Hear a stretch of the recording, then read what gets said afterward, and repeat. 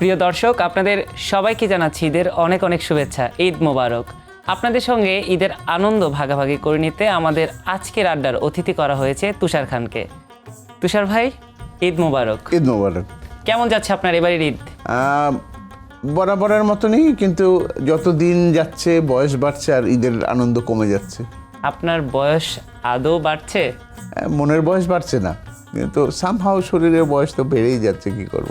তারপরে ইদানিং একটু খাওয়া দাওয়া কন্ট্রোল করি, একটু হাঁটাহাঁটি শুরু করছি, তো সব কিছু মিলে একটু চেষ্টা করি যে বয়সটা একটু ধীরে বাড়ানোর। আপনার জীবনে এখন ঈদটা আসলে কিভাবে আসে?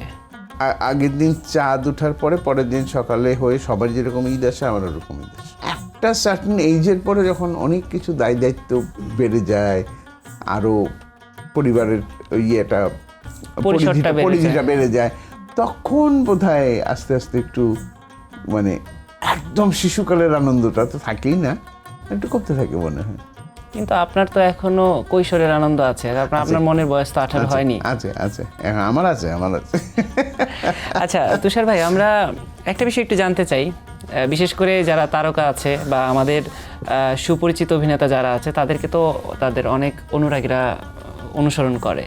তো এই যে ঈদ আসলে তো শপিংয়ের একটা বিষয় থাকে, আপনি শপিং করেন কোথায় থেকে? লজ্জা দিলে একটু? না, আমি লজ্জা দিতে চাই না, আমি তো চাই যে আপনি কোথায় থেকে শপিং করেন সেটা আপনার দর্শকরা জানুক। কাপড় চোপড়ের বিষয়ে আমি দর্জির দোকান থেকে শপিং করি, কারণ আমার সাইজের রেডিমেড কাপড় চোপড় কিচ্ছু পাওয়া যায় না, বুঝছে। যেটা পাওয়া যায় পাঞ্জাবি পাওয়া যায়, কিন্তু সেটা পাঞ্জাবি থাকে না, আলখেল্লা হয়ে যায়, কারণ এদিকে বাড়লে লম্বায় বাড়ে তো। হ্যাঁ, তো আমি একবার কিনছিলাম, কিনে পরের দিন সকালবেলা পরে দেখি আলখেল্লা পরে যাচ্ছি, তা ওইভাবে গেছিলাম আজকে। তো এখন যেই কারণে তারপর থেকে এখন পর্যন্ত আমার শপিং হচ্ছে দর্জির দোকান। ভাইয়া, আপনি বলছিলেন যে খাওয়া দাওয়া করতে খুব পছন্দ করেন, এই কারণে এখন একটু যদিও কমিয়েছেন আপনি খাওয়া দাওয়া শুধুমাত্র শরীরের বয়স কমানোর জন্য, কিন্তু ঈদ আসলে তো সেই বাদ মানে না। না, ওইটা হয় না। আর ঈদের সময় না আজবভাবে মানে পেটের কথা গিয়ে যিনি জায়গা খালি হয়ে যায়। মানে মনে করো তোমার বাসায় গেলাম, কিছু তো একটু মুখে দিতেই হয়, কিন্তু আরেকটা বাসায় গেলাম, বাকিও আমার বাসায় আসলো, সারাদিন কিন্তু মুখ চলছে, কিন্তু কোথায় যায় জায়গাটা আলাদা থাকে বোধহয় ঈদের সময় একটু। তুষার ভাই, আমরা আপনার ব্যক্তি জীবনের ঈদের গল্প আরও শুনবো, তবে এখন একটু আমি রিলের দুনিয়া থেকে ঘুরে আসতে চাই। রোজার ঈদকে কেন্দ্র করে কোনো মজার ঘটনা জানতে চাই, কারণ আপনার দীর্ঘ ক্যারিয়ারে অনেক সিনেমা মুক্তি পেয়েছে ঈদের সময়। আপনি বন্ধুদের সঙ্গে সিনেমা হলে গিয়েছেন, সেখানে অনেক নারী ভক্তের সঙ্গে আপনার ঘটনা থাকতে পারে, বিভিন্ন ঘটনা থাকতে পারে। তো আমরা একটা মজার ঘটনা শুনতে চাই এবার। তুমি যেহেতু নারী ভক্তের কথা বললা, অনেক বছর আগের কথা, তখন ঈদের দিন তো মেহমান তো আসতেই থাকে, ওরকম একদিন ওই ঈদের দিনই বেল দিল আমার বাসায়, আমি দরজা খুললাম, অপরিচিত একটা মেয়ে, আসসালামু আলাইকুম, ঈদ মোবারক বলে পড়ে গেল। মানে কি অজ্ঞান হয়ে পড়ে গেল? মানে অজ্ঞানের মতন। আচ্ছা, হ্যাঁ, আমি তো এক চিনি না। সেকেন্ড হচ্ছে এরকম একটা সিচুয়েশন, তারপরে আমি এখন কি করব, আমি বুঝে উঠতে পারতেছি না। হ্যাঁ, তারপরে আমি কোনো রকমে আমি ধরে, আর কেউ নাই ওর সাথে যে কেউ আছে, আমি ধরে নিয়ে এসে ড্রয়িং রুমে বসালাম, চুপ করে বসা, ধরুন আমি আপনাকে সামনাসামনি দেখবো, আমি ভাবতে পারি নাই কখনো। তো এটা একটা অনেক বড় পাওয়া কিন্তু একটা। হ্যাঁ, তো তুমি যেটা বলছো ভক্তদের একটা বিষয় আছে, শুধু আমার না, আরও অনেকেরই আছে এরকম ঘটনা। এগুলো আমাদেরকে কিছু কিছু সময় মানে এক ধরনের মানে প্রচণ্ড ভালো লাগা কাজ করে, যে কীরকম মানে আমাকে পছন্দ করতে পারে, যে এরকম আমাকে সামনে দেখে 2 সেকেন্ডও লাগলো না, বেচারি পড়ে গেছে। আচ্ছা তুষার ভাই, যখন আমরা বন্ধু মহলে থাকি, এই যে ঘটনা আপনি আমাকে বললেন, সেটা আপনার এই ঘটনা ঘটার পর যখন আপনার বন্ধুদের কাছে, মানে আপনার সিনেমা জগতের যে বন্ধুরা আছে তাদের কাছে যখন এই ঘটনা শেয়ার করছিলেন, আমরা তো বন্ধুদের মধ্যে অনেক মজা করি, তারা কি আপনার সঙ্গে মজা করেনি? সে কি তোকে দেখে আসলে তোর সৌন্দর্য দেখে অজ্ঞান হয়ে গেছে, নাকি তোকে দেখে ভয় পেয়ে অজ্ঞান হয়ে গেছে, এরকম কোনো ঘটনা? না, ওরা তো সব চলে যে হায় বিয়ে করবি কবে, আরও এক ধাপ আগে তুমি যেটা বললো তার থেকে আরো কয়েক ধাপ, বিয়ে করবি কবে, এই মেয়ে তো তোকে ছাড়া বাঁচবে না, তোর তো একটা দায়িত্ব আছে মেয়ের প্রতি। আমি ভাই রে, বাপরে, ওরা আমি চিনি না, জানি না, মেয়েটা আইসে সামনে দাঁড়াইছে, আমার কিসের ভক্ত, ভাব দেখা, অমুক, তো কত কিছু শুনতে হয়েছে ভাইয়া। এগুলো শুনতে হয়, এগুলো বন্ধু বান্ধবের অনেক কিছু শুনতে হয়, অনেক কিছু জানতে হয়। যখনই আমি আপনার সঙ্গে আড্ডা দিতে বসি, আমাদের প্রয়াত নায়ক সালমান শাহর কথা আমার খুব মনে পড়ে। এই যে একটা উৎসব মুখর সময়, এই সময়টাতে আপনার বন্ধুর স্মৃতি আপনিই দর্শককে জানান। ওর কথা আমি সবসময় বলি যে ও তো প্রচণ্ড একটা বড় মনের মানুষ ছিল, এবং ও শুধু স্ক্রিনের হিরো ছিল না, ও ব্যক্তি জীবনেও আসলে হিরো বলতে যা বোঝায় একটা ভালো মানুষ, মানুষের উপকারের সময় সব, মানে বিপদে সবসময় পাশে থাকা, এবং শেষের দিকটা 6 মাস 8 মাস এরকম এত বেশি মানে হইচই হাসি আনন্দের মধ্যে ছিল। এটা পরের দিকে আমার মনে হয়েছে, বা আমাদের মনে হয়েছে যারা আমরা খুব কাছে থেকে ওকে দেখছি, সেটা হচ্ছিল যে ওর ভেতরের কষ্টটাকেও চাপায় রাখার জন্য ওটা করতো, মানে ওইভাবে বাইরে সবার কাছে থাকতো। কিন্তু আমার সাথে তো আমার একদম ভিতরের সম্পর্কটা ছিল ওর। আমি ওকে পাইছি কষ্টের জায়গায়, মানে ওর কষ্টের জায়গা, ওটা এক্সপোজ করতো না আমার কাছে আর 1-2 জনের কাছে ও যা বলতো আর কি। তাছাড়া সবসময় হাসি খুশি, আর এমনও হইতে পারে যে আসলে চলে যাবে বলে হয়তো অত হাসি খুশি ছিল শেষ মুহূর্তগুলোতে। সবসময় আমি তো ওর জন্য দোয়া করি, আর ওর যারা দর্শক আছেন বা আর আপনারা যারা বাংলা সিনেমা দেখেন, সালমানকে বাসেন, দোয়া করবেন ওর জন্য।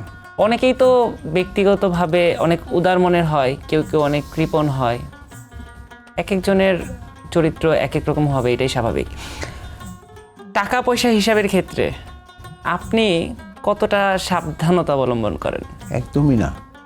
আপনার কাছে কেউ চাইলেই কি আপনি তাকে টাকা দিয়ে দিবেন? আমি দেই, এবং তারপরে আর একটা জিনিস, আমি জীবনে কোনোদিন তার কাছ থেকে টাকা চাইতে পারি না, আমার নিজের লজ্জা করে।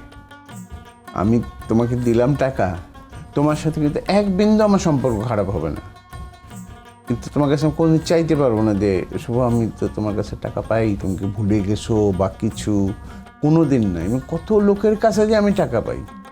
আচ্ছা, এই যে এত লোকের কাছে টাকা পান, সেগুলো যেহেতু তুলতে পারেন না, সেই জায়গা থেকে ঈদ আসলে কিন্তু আপনার কিছু টাকা তোলার একটা সুযোগ আছে। এখনো কি আপনি সালামি পান?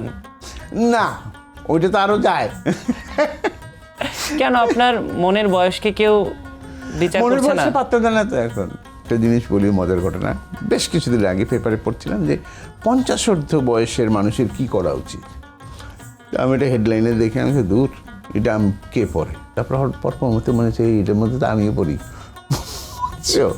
তো ওইটা সময়ের সাথে সাথে বয়সের একটা খেলাধুলা আছে, কিন্তু শরীরের বয়স মনের বয়সের খেলা। এই যে এইটা কে পড়ে, ওইটা আমার 18 বছরের ইয়েটা বের হয়েছে, কিন্তু পরের মুহূর্তে যেটা হয়েছে এর মধ্যে তো আমিও পড়ি, ওইটা হলো আমার শরীরের বয়সে।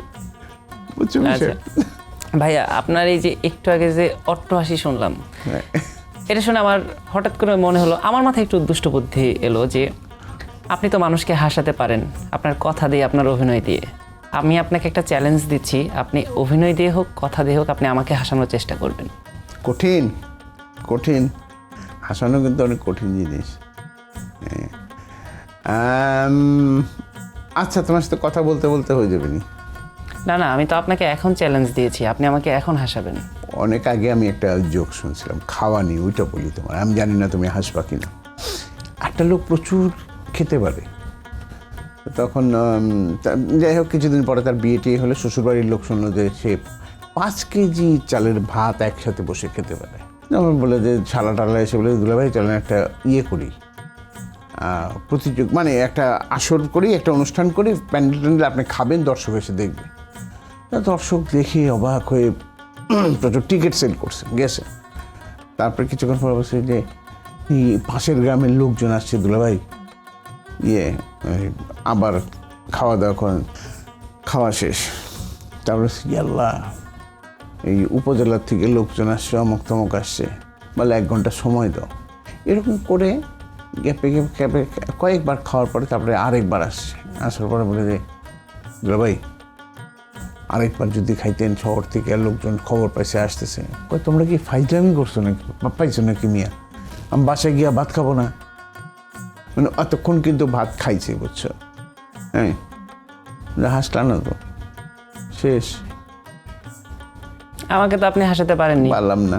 আরেকটা জোকস কি মনে পড়ছে? ধুম করে না। জান, আমি আপনাকে কথা দিচ্ছি, এবার আপনি আমাকে যে জোকস শোনাবেন, আপনাকে খুশি করার জন্য, আপনাকে জিতে হাসবো। দেওয়ার জন্য আমি হাসবো। হেসে দিব। আমাকে প্রডিউসারে বলেছে আমি যাতে হেসে দিই। আপনি যেটা করবেন এবার আমি হেসে দিব। চিন্তা করে সব কিছু এইরকম গিজ গিজ করে সারাক্ষণ মাথার মধ্যে, এখন একটা জোকস মনে আসছে। আচ্ছা ভাইয়া, তাহলে আপনি আমার কাছে হার মেনে নেন। নিলাম, যাও। যেহেতু হার মেনে নিচ্ছেন, হেরে গেলে তো শাস্তি পেতে হয়। আপনি বলেন যে আপনি কোন শাস্তিটা পেতে চান। গান শোনাবেন আমাকে?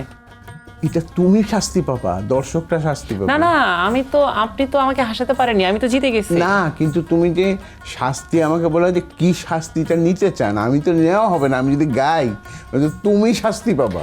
তাহলে আমি এরকম শাস্তি পেতে চাই, আমি আমার দর্শককেও এই শাস্তি দিতে চাই। আল্লাহ, এতদিন অনেকে জানতো আমি ভালো গান গাই, কিন্তু ওইটা থাক না তাদের মনে। না, এই যে যারা জানতো তাদের সেই ভুল আমি এই ঈদের আনন্দে ভেঙে দিতে চাই।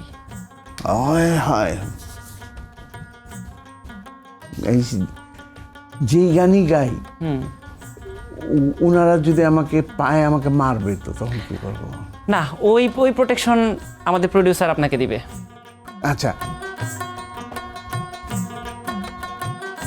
আমার খুব প্রিয় একটা গান আছে, ওটা দ্বারে কাছে একটু গাইতে পারি। হ্যাঁ, সেটা 2 লাইন গাই। মাফ করে দিন আপনারা, দর্শকরা আমরা মাফ করে দিন, কানে আঙ্গুল দিয়ে শুনেন। গ্রাম ছাড়া ওই রাঙা মাটির পথ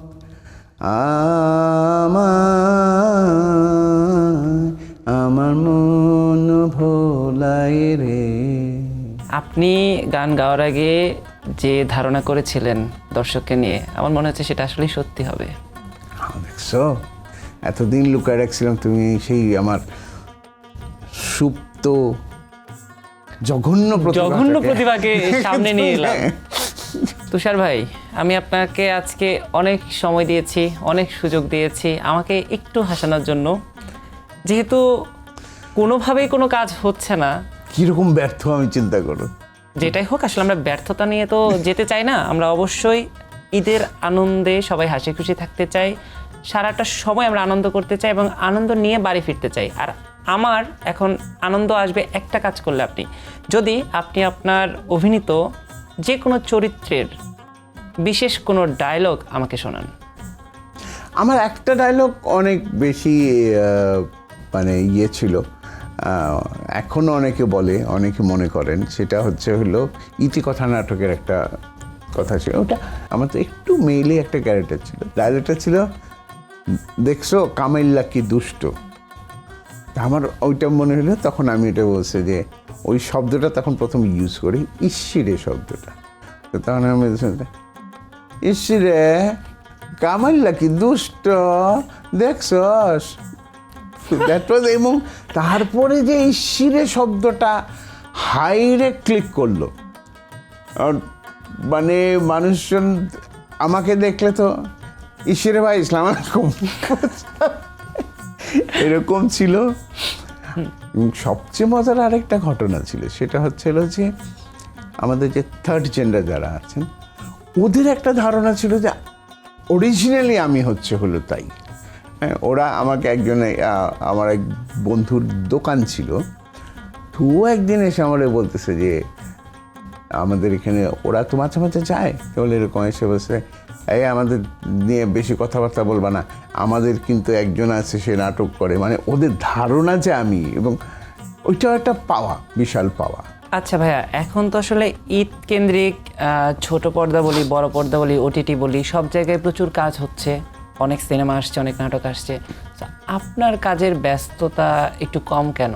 ইচ্ছা করে কিছুটা কাজ, আমি অনেক বছর হয়, প্রায় তোমার 8-9 বছর হয় আমি নিজে কাজ কম করি।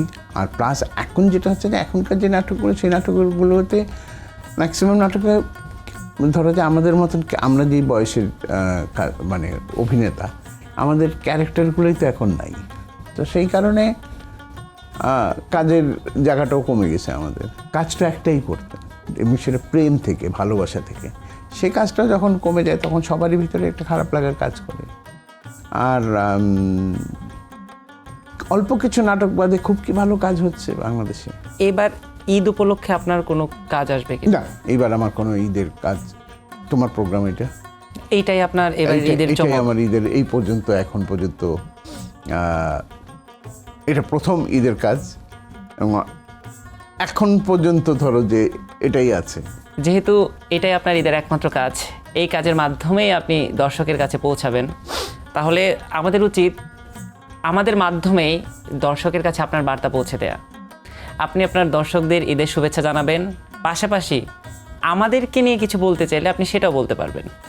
তোমরা যারা, মানে তোমার এবং সব কিছু মিলে বলছি, তোমরা যারা ইয়াং জেনারেশনে একটু ডিফারেন্ট কাজ করছো, তাদের প্রতি সবসময় শ্রদ্ধা সম্মান আমার খালি না, আমাদের প্রত্যেকেরই আছে, এবং তোমরা আরও ভালো করো সেটা আমরা দোয়া করি সবসময়। আর ভালো কাজের জন্য তো আমাদের মনটা সবসময় ব্যাকুল থাকে। সময় টিভি নিঃসন্দেহে অনেক ভালো কাজ করে, এবং যখন তুমি ডাকো, যখন সময় টিভি থেকে ডাকে, তখন তো হাসি কাজ করার জন্য। আর দর্শকদের জন্য ঈদের শুভেচ্ছা, ঈদ মোবারক। আপনারা সবাই ভালো থাকুন। একটা কথা বলি, সেটা হচ্ছে যে আমরা যেন ভুলে না যাই সৃষ্টিকর্তা একজন আছেন। আমরা, আমাদের, এগুলোর মধ্যে আমরা না থাকি। যা কিছু হয় সব তার হিসাবে হয়, এটা আমরা ভুলে যাই সবসময়। এটা আমরা না ভুলি, শুধু ঈদের সময় না, ঈদের দিন না, প্রতিটা দিন, প্রতিটা ক্ষণ, প্রতিটা মুহূর্ত। সবাই ভালো থাকবেন। ঈদ মোবারক।